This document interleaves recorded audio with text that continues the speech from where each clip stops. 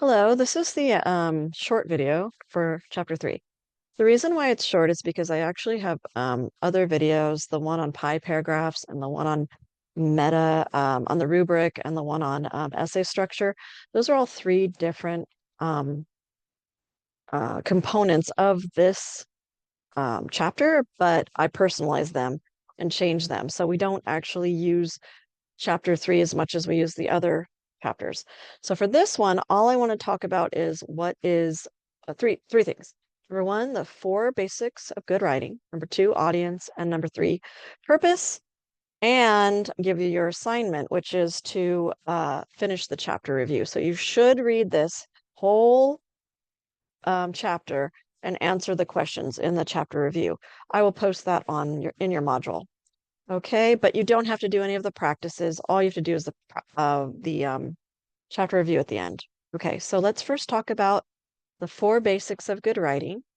So the first one is good writing considers what the audience knows and needs. Remember, we'll talk more clearly about definition of audience. I've already mentioned it in a few of the videos, but we'll talk about it again here. And then good writing fulfills the writer's purpose. Okay. Also, it includes a clear, definite point, and it provides support that explains or proves the main point. Okay. So let's talk about what audience is. Your audience, academic, international audience, college level, is the person or people who will read what you write. That's me, that's your classmates, and that's anyone else at the college level who speaks English, right? Um, think of your writing that it needs to be formal, it needs to be well developed, it needs to be clear, okay, because that's who your audience is. Academic people, academic readers and writers who have high expectations from you. Um, your purpose is your reason for writing, okay? Typically, the purpose is to describe, explain, or argue. The purpose will be different with different types of essays. We have lots of different types of essays in this class. The purpose is different from, for example, a narration essay versus an argumentative essay. Okay. Illustration is to tell a story. I'm sorry. Narration is to tell a story.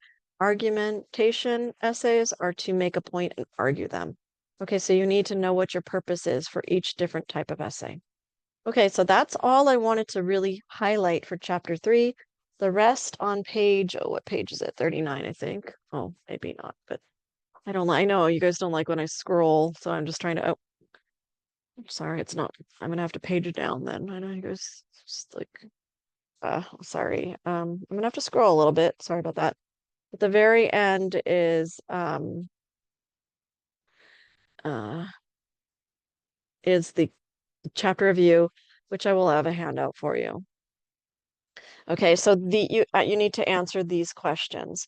I didn't go over the writing process. I will put a video up for that as well.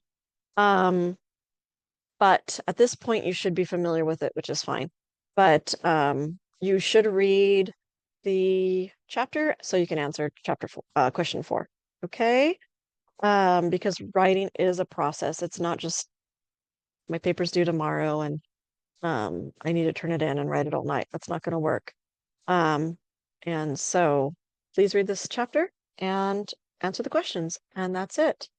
I will also add the writing process video, but you should still read the whole chapter. Okay, that's it. All right, that's it for now. As always, please email me if you have any questions, comments, or concerns.